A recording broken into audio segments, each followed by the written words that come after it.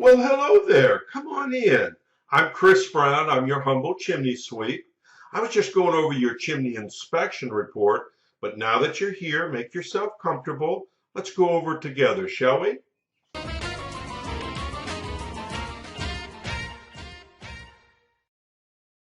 Okay, now let's take a look at the inspection report and see how it reads out.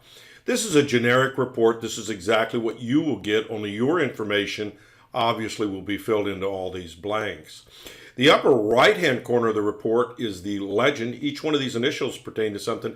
A is consistent with the age of the chimney. B, see comments below. C, repairs needed. D, need further evaluation. Or E, not applicable. And they're placed into the boxes next to the parts of the chimney that can be easily identified in this diagram.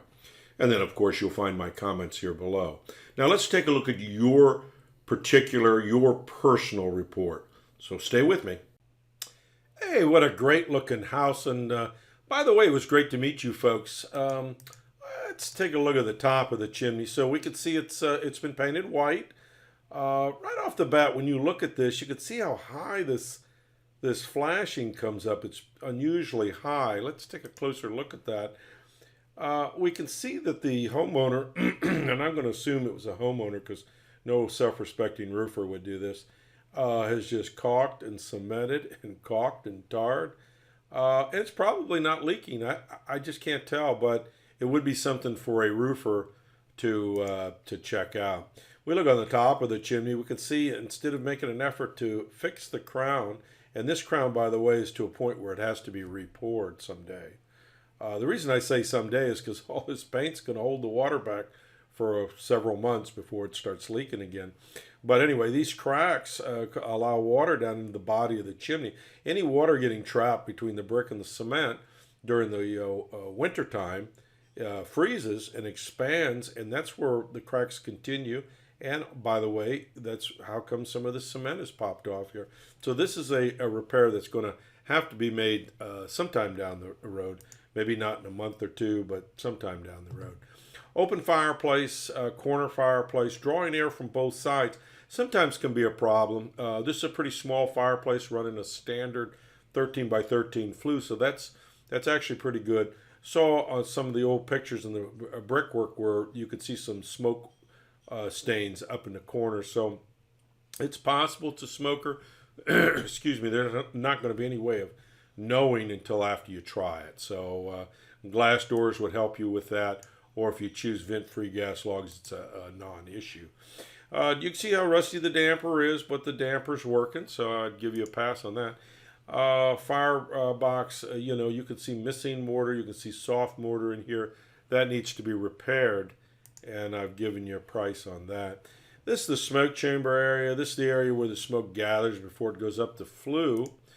And flue system, this original mason decided to boost the liners up a little bit so that when he got to the top of the chimney, he'd have at least 4 inches, which is code, sticking out through the top. It'd been smarter for him to cut a flue section and put a proper flue joint in here, but he didn't. Here's what that flue joint looks like in a horizontal view, and you can see the holes and cracks in here. So gas is maybe getting into the walls of the house, gases and smoke when he's burnt wood in here in the past. This flue joint is wide open. You can see it here. You can see the bricks behind there, etc. This has the same problem. So throughout the chimney, you've got these gaps where gases and carbon monoxide and smoke are getting into the walls of the house. Now let's talk about this for a minute. So we're going to stop the film here and we'll pick it up on the other side. So stay with me. If a chimney has a lot of problems, the flue system can be removed with a cutting device similar to this illustration right here. And basically, once the liners are removed, a brand new stainless steel liner would be dropped down. But that's not what's needed in your case. Your chimney can be easily repaired. And so basically what we would do is just simply pull up a slip form and load it up with refractory cement and fill all the cracks and voids with refractory cement. That would bring it up to code. Right. All right, so if you folks have questions for me, I hope this has been a helpful video for you. Give me a call, 704-526-6348. You can email me at chris@affordablesweep.com. Thanks.